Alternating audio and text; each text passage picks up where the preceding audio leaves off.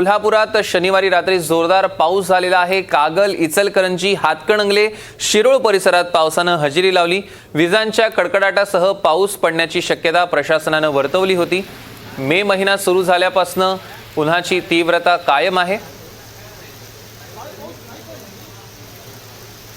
विशाल पुजारी आपले प्रतिनिधी आपल्यासोबत कोल्हापूरहून जोडले गेले, त्यांच्याकडून अधिकचे अपडेट्स घेऊया। विशाल, आपण बघतोय कोल्हापुरात काल प्रचंड पाऊस झाला असं कळतंय, काय आत्ताचे अपडेट्स आहेत? नक्कीच कोल्हापुरात काल रात्री 9च्या सुमारास संपूर्ण जिल्ह्याभरामध्ये मुसळधार असा पाऊस झाला। विजेच्या कडकडाटासह हा पाऊस झाला।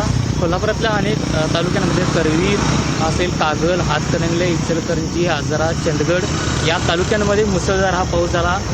खरं तर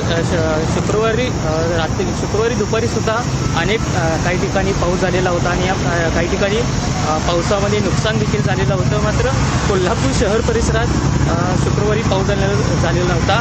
काल झालेल्या पावसामध्ये संपूर्ण जिल्ह्याभरामध्ये हा पाऊस झाला। या पावसामध्ये काही ठिकाणी वाहतूक विस्कळीत झाल्याचं देखील पाहायला मिळालं। खरं तर गेल्या महिनाभरापासून कोल्हापुरात उष्णतेची लाट होती।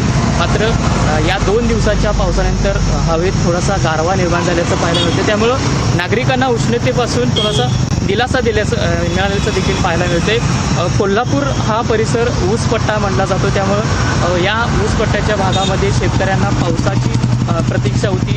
या 2 दिवसातल्या पावसामुळे थोडाफार शेतकऱ्यांना सुद्धा थोडाफार दिलासा मिळाल्याचं देखील पाहायला मिळते। हवामान विभागाने देखील हा संपूर्ण आठवडाभर पावसाची शक्यता वर्तवली। संपूर्ण आठवडाभर वादळी वाऱ्यासह अवकाळी पाऊस येईल असं हवामान विभागाने सांगितले। त्यामुळं हा संपूर्ण आठवडाभर आता कोल्हापूर जिल्ह्यासह पश्चिम महाराष्ट्रात पावसाचं देखील सावट आहे आणि नेमकं या पावसाच्या आधारावर प्रशासन देखील सज्ज झालेलं आहे। ठिकठिकाणी नागरिकांना सतर्क राहण्याचं देखील आवाहन केलेलं आहे। शुक्रवारी झालेल्या पावसामध्ये तोप, कासारवाडी या ठिकाणी पत्र्याची शेड उडून गेलेली होती। त्यामुळं प्रशासनाने देखील अशा काही नागरिकांना सतर्क राहण्याचं आवाहन केलेलं आहे। एकूणच संपूर्ण कोल्हापुरातली सध्याची पावसाची परिस्थिती पाहता आज संपूर्ण सकाळपासून ढगाळ वातावरण पाहायला मिळते। त्यामुळे आज सुद्धा पावसाची शक्यता वर्तवण्यात येते। दिवसभर कसं वातावरण असणार आहे याकडे सुद्धा लक्ष लागून राहिलेलं असतं। निश्चितच दिवसभर कसं वातावरण आहे यावर लक्ष असणारच आहे। त्याचे अपडेट्स आम्ही तुमच्याकडून घेणार आहोत। तुर्तास धन्यवाद।